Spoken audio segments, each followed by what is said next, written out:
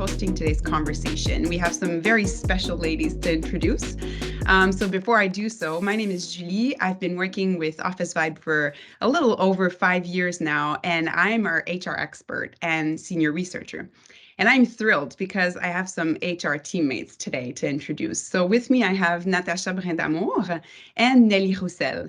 So ladies, how about you introduce yourself to our audience? Nellie, maybe we'll start with you.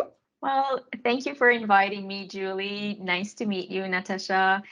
So as Julie mentioned, my name is Nellie. I am an engagement specialist. I'm based in Moncton, New Brunswick, and I am working with BioScript Solutions. A little bit about me, I've been with BioScript for about 4 years now, in HR for over 10 years. Nellie, can you tell us a little bit more about what BioScript does? What services do you provide? We provide specialty care to Canadian patients. We provide a full range of services from wholesale distribution to third-party logistics to clinic and pharmacy care, patient support programs. So we definitely offer that full circle of support for our patients, really looking for those specialty medication or specialty care in general across Canada. Oh, and where are your employees located? So our head office is here in Moncton, New Brunswick, where we have about 300 employees, mainly on the support team. So all of our HR, IT, finance team are located here. However, we have team members present in all provinces across Canada. We have multiple locations across the country and clinics, pharmacies, and offices as well. Wow, that's amazing. Thank you again for sharing that story. I want to pass on the mic to Natacha. Can you do the same? Introduce yourself personally and then talk to us about your company. My name is Natacha, but a lot of people call me just Nat. I'm an HR professional for about 11 years now.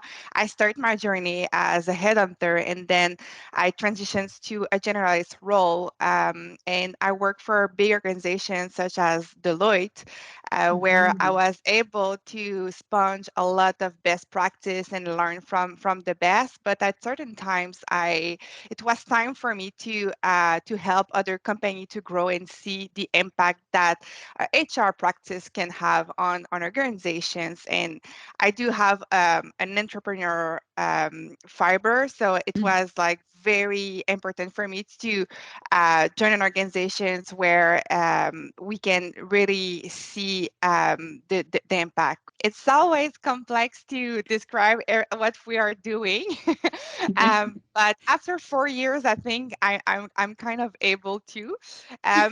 So, so basically, we are kind of a marketplace where advertiser and publisher can meet. We have an exchange that allow publisher to broadcast their inventory on their website. So the advertiser can do bidding in real time. Everything is happening in a half of second while the customer is like, just opening and loading the weather network, and then ads can be shown to them. So actually, like, we are an exchange where advertiser can do like bidding in real times and show their ads into a website. We did a data study a few months back looking at the data over the last 2 years, and we found that if offered a similar position in another organization, up to 36% of employees say they would leave their current company. So I'd love to hear, and maybe we could start with Nellie, how you maintain good retention rates within your organization. Yeah, I think for us, we are very fortunate that our core values are really present. We do take time to listen, but there's also action that are happening that our team members are experiencing during every day. So we collect the information and then we share it, and we share what's the plan that is coming out of those feedbacks and data. So I think that piece is very important, and we're very fortunate. Our co-founders, our district directing manager are very transparent, very approachable people that allow team members to feel heard. It is encouraged for people to share feedback. So it has been very successful for us in that way. And also that with our growth, so for us, even though COVID was there and we experienced different change and the work environment and all of that, we continued to grow as a business. So that opened the door for multiple team members to see more opportunities to grow within the business. So we've increased our types of roles, the variety of different career paths that have appeared from that growth. So it has been very rewarding for some team members to see that and seeing that, okay, I can kind of expand my knowledge and expand my career here at the same time. So it was kind of like that perfect storm of everything is fitting, even though the world was like experiencing a not so pleasant time. And how about on your side, Natacha? How you maintain good retention rates? What are your strategies? As I mentioned before, we have a strong visions to make sure that we provide the best employee experience through a human-centric approach. And we are doing a lot of effort in every sections of the employee journey. So start with recruitment, the first impressions that we make into our future employees, the onboarding, the 360, the growth discussions, the recognitions, real-time feedback, diversity and inclusions, like all ends communications, and also social activity, and until the end, the offboarding, right? Yeah. So I think the really first step to make sure that you retain and engage your people is to assess where your populations are towards the satisfactions in every sections of your employee journey. And I think there is 3 points of contact how you can measure that. The first one is through definitely the employees, like having one-on-one discussions with them, taking beer or having coffee over Zoom and just like asking them questions and really build a relation. So it can be with my team, but also with the management. And after, it's also to have the assessments from the leadership or the manager that oversee the teams. And the third point of information is a tool like Officevibe that is without any bias. So with those 3 point of contact, you are very able to assess what is going on into your populations and see where you can improve to make sure that every component of their employee journey is best in class on terms of employee experience. And so what we did lately is that we realized that the grow is some things that was super important for our populations, because our average age, it's about like 30 years old, but we have very young employees that just start in their career. So for them, it's super important to have clear career path and grow plan with the organization, so they can see how they can have first an impact, but also learn and having and tools in their dispositions to very increase their skills and their experience, and work in partnership with their manager to become what they want to become in their career. So we did a lot of things around that. So every single person has a career path into the organizations and have growth discussions. You kind of hinted a little bit both as to how Officevibe is helping you guys in your role and being able to measure that engagement continuously and having a listening tool that is always on. I'd love to hear your specific stories. And Nellie, you started hinting at it, saying you implemented Officevibe in 2020. Can you tell us a little bit how you met Officevibe, how, you Yeah. began using the tool? It was really that in 2020 that I transitioned into the engagement specialist role. And that was part of my first task was to, look at different ways that we can measure engagement and how should we utilize that and, coach leaders on how to view that and how we can improve our team members' experience. So I did start doing research on various different processes, different platforms, met with a lot of fantastic people. But in the end, for me, Officevibe really was providing what we were looking for, which was extremely simple, easy to navigate. Visually, it was very easy to understand what was presented to you. And also, it was quick for the team member experience to do. And it was on a frequent basis. Because from my past experience in HR and including BioScript, prior to that, we were doing the more traditional way of measuring engagement with the one time a year. You ask, I think it was like 75 to 100 questions to your Yeah. team members on one day. And then you had that waiting period where you had to wait like 3 to 4 months before having results. And then when you were presenting those to leaders, it's always hard to plan how can we improve from that. So I was really looking for a tool that would allow us to move away from that and be more proactive and look at what was happening in the now. Because as we all mentioned, dealing with people change all the Yes. time, sometimes several times during the day. Your feeling can change. So to have the more frequency allowed us to see if there are trends throughout the year that our business is experiencing and our employees are feeling, and also being ready as a business to better understand how we can help support and have those, time of the year feel a bit more better for our team members that are working through those. So I think that was kind of how my journey with Officevibe kind of started. Amazing. And how about you and Sharethrough? When did Sharethrough meet with Officevibe? Yes.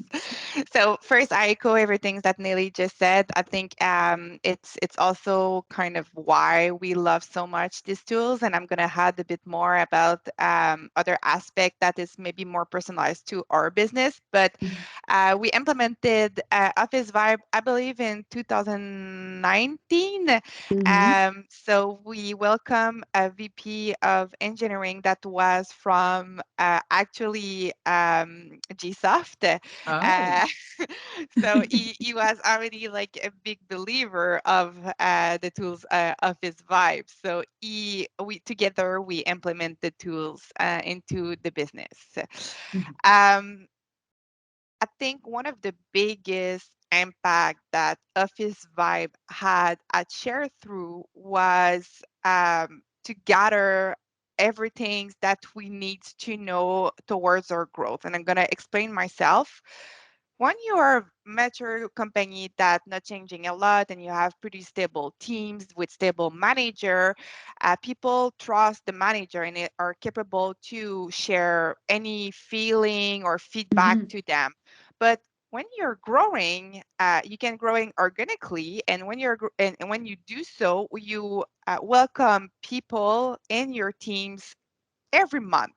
And those people are maybe not feeling okay to starting to have those candid conversations with their manager. And let's say if like 40% or 30% of the team is new, you wouldn't have those feedback and are able to act on if you do not have anonymized like tools as Office Vibe. So this is the first part. the second part, and as us, we also grow non-organically and we acquire a business. So there was a reorganizations where people was welcoming new manager, new team member, new peers, and there was a lot to know about how they were feeling and also gather on terms of metrics that we wouldn't get from the manager and sometimes from the employee itself. So a tools like Officevibe that is 100% anonymous help us to make sure that we do not have any blind spots. So this was very useful. Another things also related to grow. When you're growing, sometimes you promote younger manager. And we do Yeah. have a lot of young manager also. And to show them their dashboard, their metrics, and having the rationals towards like things that they need to improve and they can see their progressions, it's very more easy for them to understand, because sometimes like managing our teams can be so much ambiguous for a new manager and they don't know Yeah. where to start, what to prioritize, how to conduct, and those give them insight and also help my teams to partner better with either young or experienced manager into what they need to improve in their organizations. It's also help us to again make sure that we're living our values every day. One of the values that I talk a lot during this interview is caring, and how we put some emphasis on that through our office vibe is we conduct also with teams the some workshops. So we select the three lowest score, and instead of my team and the manager determine like what kind of incentive that they can do, what will be the solutions to help the teams to feel better on towards those metrics, we actually just ask the employees from the team. So, hey, those are the top low like metrics. What we can do to help you. So it's very more meaningful what we're gonna accomplish, and it's also help us to prioritize better, because I might think that, oh, because I don't know, like the feedback it's not enough like constructive, we should do XYZ, but maybe the employees will find another way to receive their feedback, and you're gonna prioritize better and very response to their needs, and tap in the right things to do, and be very focused as an HR team.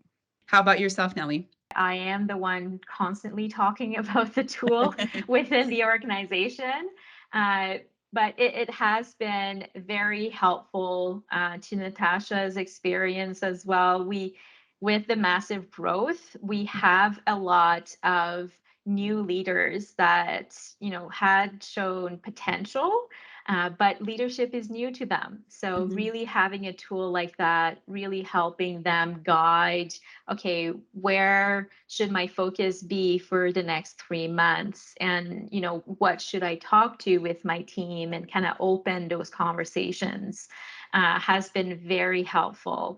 And I definitely encourage team leaders and managers on a regular basis to do exactly what you were talking about, Natacha, is when you have your team meetings, pull your data and look at your lowest metric and talk about that and open that floor. What does that mean to you guys? Where, are gaps that we should explore? And also look at your top metrics and celebrate it and say, this is where we are doing very well. If, any of you guys are noticing that we're deviating from that, please let me know, because I don't want to touch it. So really taking the time to acknowledge both sides, I think is really important. Did you want to add something, Nat? Yes, and one thing that I noticed since 2019 is when the Office Vibe score is going higher, we have a better retention rate. So it's also for me some things that it's super representative when I'm showing to the board or the HR committee all the incentive that we work on for the business and how this is going to have an impact, and showing the matrix going up in Office Vibe. It's very helpful. in using Officevibe in the couple of years you've been using the tool, what did you discover anything that surprised you, something you didn't see coming? My director in HR and some of our national team, because we're talking with a lot of people on a day-to-day, and more specifically in HR. Sometimes we often hear the concerns, the things that are not going so well, often more than the positive. So I think when we implemented the tool, there was this initiated reaction. Okay, we need to get ready to be able to reply to the feedback and look at planning of any information that would be coming in. Where after we launched, after a few months, ambassadorship for us has been a consistently high metrics. So I know my director and a lot of the national teams were a bit surprised about that because we've experienced so many change, so many growth. A lot of team members have changed teams, changed managers throughout all of that, multiple different structures, where we thought, okay, this will impact how team member feels about the business. That fear of not being able to maintain that initial culture that we had, where we were surprised that no, it's still continuing to have that same feeling that team members are expressing that they still feel very much part of BioScript and really see our values being embodied every day. I had many questions. Is this really reliable? Like, what's the percentage of participation here? Who are these people? Wow. So I really had to really confirm. I'm like, no, this is truly what is happening so far in the business, and it has continued to be a very strong metric for us. Awesome. Thank you, ladies. That was such a cool conversation. Thank you so much for the invitations and learning from you also, Nellie. It was a nice Friday morning. Yeah. Thank you for the invite, Julie, and great to meet you, Natacha, and learn about all the great things that you guys are doing.